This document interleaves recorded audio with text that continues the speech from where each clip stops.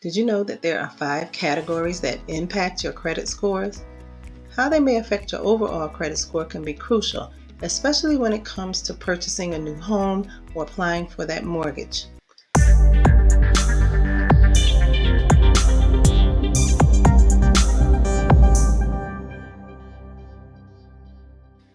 Credit scores are more than just making your payments on time. Whether you're new to the world of credit cards, loans, and car payments, or you're a veteran in the game, understanding which factors are taken into consideration when calculating credit scores is the only way for you to effectively monitor and improve your own credit score.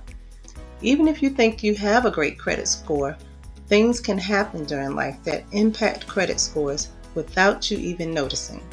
From buying cars to qualifying for the home loan you need to buy a new house, understanding which factors impact credit scores can help you reach your goals more quickly.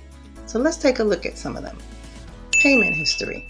Paying on time might seem like a simple idea, but since this category can impact your credit score significantly, it's important to keep a close eye on due dates. Your payment history, meaning whether you pay your bills, your loans, your credit card payments on time, usually make up 35% of your total credit score. It's also important to remember that payment history doesn't just come from things like utilities, credit cards, and car payments. Bankruptcies, liens, and any type of bills sent to collections also affect this category. When it comes to payment history, one small mistake or missed payment can affect your score. So keep this in mind if you're planning to make a major purchase soon, such as buying a new home. Letting even a small payment go past due can lead to it being reported to the credit bureaus, and depending on where a credit score was in the home buying process, this could lead to your score being low enough to disqualify your mortgage loan approval or reduce the amount that you're qualified to borrow. Credit utilization. Utilization of open credit line weighs the second highest of all the categories of a credit score at 30%.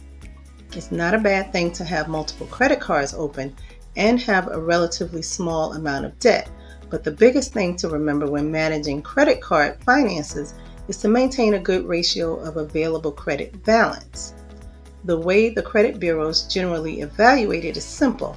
The more credit card debt you have, the more difficult it will be to pay off quickly. Not all revolving payments are weighed the same either. Credit card lines are weighed more heavily than other revolving payments like student loans and car payments. Of course, all these things contribute to a debt-to-income ratio when in the process of buying a new home. So knowing how to keep this in balance is important. Then we look at your length of credit history. This category usually accounts for about 15% of your credit score. What's important here is to know how many credit lines are open, how long they've been open for, and when will more need to be open. For example, it could be beneficial for you to establish some lines of credit in order to build a strong credit score in advance of making a major purchase, such as a house. But if you had multiple credit lines open for a while and you have a track record of making payments on time and paying off accounts regularly, it could be a good idea to continue to use them to build your strong credit history. What is usually not a good idea is opening one more new credit line just before or while you're in the process of buying a home, because opening credit lines initially drop your score. And not only drop your score, but it could kick you out of the range of the score you need to qualify for certain loans. New credit. This category makes up about 10% of your overall credit score. It's made up of the accounts that have been open in the last 6 to 12 months. Credit inquiries on a report show how long it's been since any types were opened, any types of credit were open, how long it's been open, if there were any credit inquiries. And then your credit mix.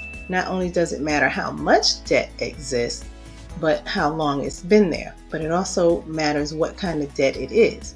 So that's going to make up the last 10% of a typical score. Maintaining a mix of different types of debt is important though. So when analyzing a credit score, see where the mix is, where it comes into installment loans, student loans, car payments, mortgages, and retail cards, even rental data.